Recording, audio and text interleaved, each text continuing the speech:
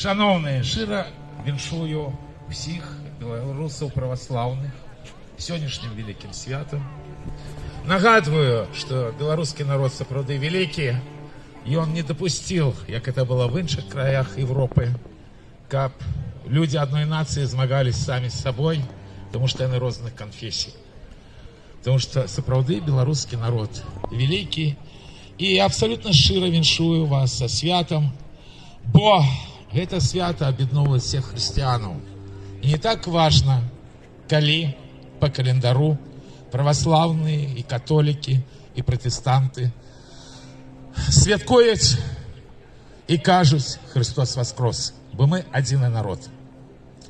Вы ведаете, я неоднойчы казал, что люди адрозніваюцца ад жывёлаў тым, што маюць памяць. Зараз у нас перыядычна такое віртуальнае жыццё, в тым ліку Facebook нагадвае про тое, што было зусім недавно. Вось 2 дні тому назад, 3 траўня, сплылі здымкі з Барисова, калі делегация Руха Солидарности разом ездила, каб ушанаваць памяць удзельнікаў Борисовского голодного бунта. Там на фотографиях есть и Игорь Ледник. В других годах есть Олесь Пушкин, которых уже нема на нашей белорусской земле. И коли вы зайдете зараз в белорусскую энциклопедию, Википедию, пробачьте, а у белорусов всего по 2, то вы с удивлением побачите, что в одном варианте написано, что Борисовский голодный бунт пачаўся 3 траўня 1933 года, а в другом варианте написано, что гэтае сапраўднае паўстанне распачалося 7-8 красавіка 1932 года. Як так может быть? Бо сапраўды никто не адмаўляет, что гэта было вельми сур'ёзнае паўстанне. Все вельми просто. Тыя, хто забіваў тады беларусаў, а з тых пяцихваляў рэпрэсіі, якія абрынулі камуністы на беларускі народ, мусіць самае страшнае было тады, калі ламалі хребет нацыі, праводзілі калективизацию. И есть книга, которую я вам всем раю прочитать. Она до этого часу заборонена КГБ. Была спроба надруковать на час ее. Это книга Юрки Візьбіча про антикоммунистичный супротив в Беларуси. И он ее писал в Америце. Писал вельми тяжко. Он ведь не помер, покуль писал эту книгу. И как раз про Борисовский голодный бунт мы ведаем только дзякуючы Юрке Візьбічу.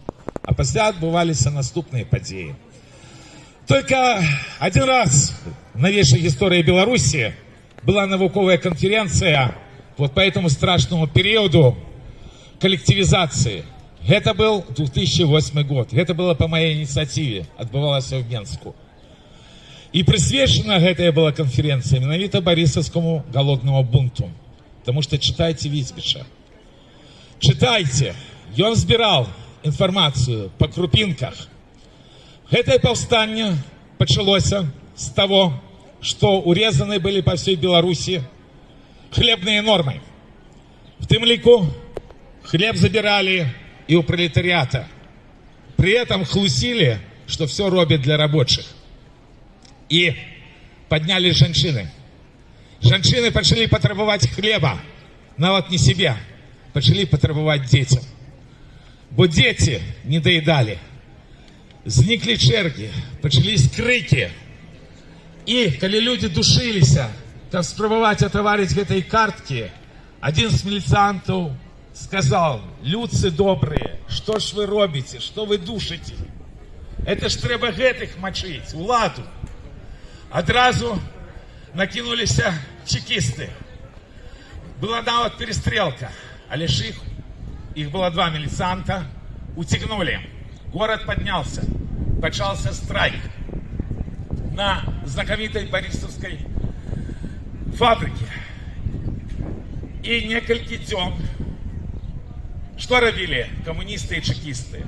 Хлусили людям. И они казали, что все будет добро, все будет хорошо. поднимут хлебные нормы. Но вы же играете на руку чужим силам, буржуазии и всему остатку. И в этот час по ночах тих, хто засвітився, хапали. І я казав про фотографії, які зникли знову в Фейсбуку.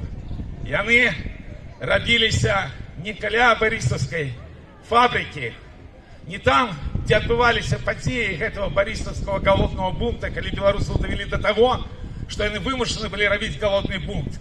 И они робились на батарее.